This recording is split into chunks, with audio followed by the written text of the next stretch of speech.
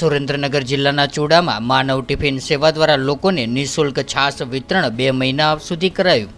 ચૂડાના નિવૃત્ત સરકારી કર્મચારી ખુશાલભાઈ વાઘેલા પોતાના પેન્શનની રકમમાંથી છેલ્લા 4 વર્ષથી માનવ ટિફિન સેવા ચલાવી રહ્યા છે। ત્યારે સાથે જ જ્યારે જરૂર પડે ત્યાં લોકોમાં સેવામાં પણ આગળ રહેતા હોય છે।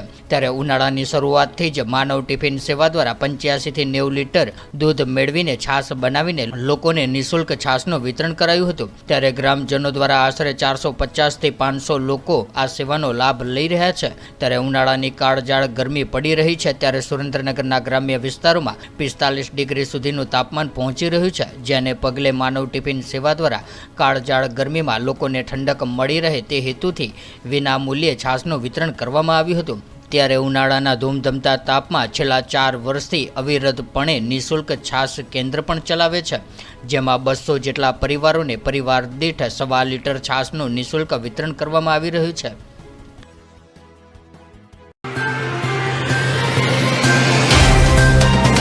तो व्हाट्सएप, ट्विटर, फेसबुक, इंस्टा जहाँ भी आपका अकाउंट है, इसे शेयर बटन के द्वारा वहाँ पर शेयर करें।